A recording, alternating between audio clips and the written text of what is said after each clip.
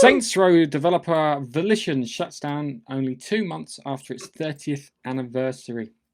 The developer behind the popular series such as Descent, Red Faction, and Saints Row, owned by the Embracer Group, has been restructured in June to strengthen the positive leader in the video game industry. The newest Saints Row game from Volition, that was released in 2022, did not meet internal expectations from the Embracer Group, leading to the transfer of Volition to Gearbox. Volition expressed gratitude to its fans and said it would be working on providing assistance to help smooth the transition for its team members. Embracer Group CEO Lars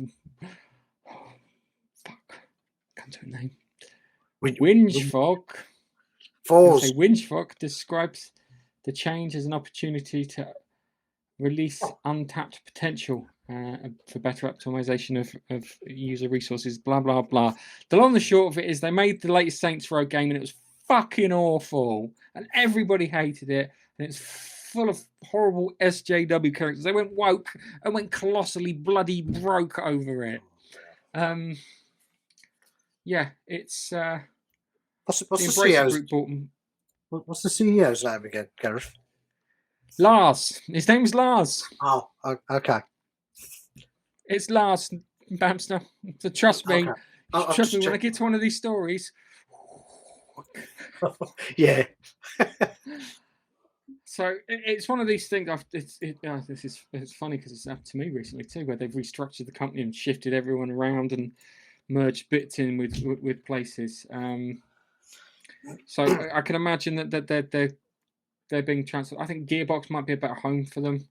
I think Gearbox might stop them from making stupid decisions like they did with the recent Saints Row game. But at the same time, if they're merging into Gearbox, they're probably getting lost as a development studio to make games. They're getting merged in to be a support aspect of it. You're doing, I don't know, Borderlands DLC or something along those lines, rather than getting to create your own stuff. So it might be better off. They might be better off, but I don't know what they were thinking when they released that ghastly abomination of Saints Row. It's so unlike Saints Row. It was unbelievable. It was so bad, no one talked about it, Babster. Seriously, it was. I haven't played any of the Saints Row games. Haven't you? No, I know they're supposed to be crazy. Yeah. Oh, yeah, I played the third one. I was a woman with a male Cockney voice because I thought it was hilarious. I enjoyed the hell out of it because that gave me that choice. I was like, that's what I'm going to do. I'm going to have a guy who sounds like he smokes 40 a day in the body of a woman, which is just really confusing. Oh, that's really cool. Is it Doc Cotton? Well, yeah. The voice, it was a male Doc Cotton voice, but in like a woman's body. Yeah. It was just like really confusing. If I could given a stubble, I would have. It made me laugh. As you go around the back of the bins.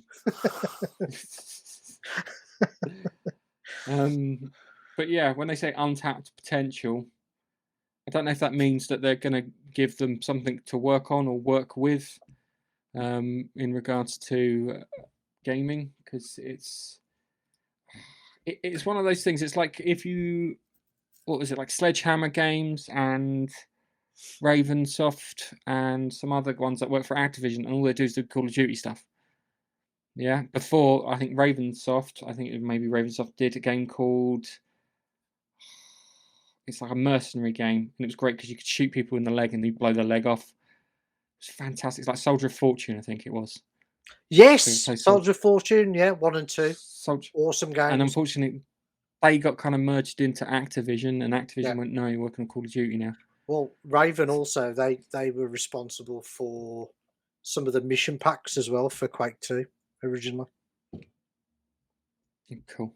Yeah, you're right, aren't you? Mm. Yeah. Yes, I remember that from last week. I do remember these stories, Napster. Just not very well. So what was that CEO's name again? Just for me, from my notes.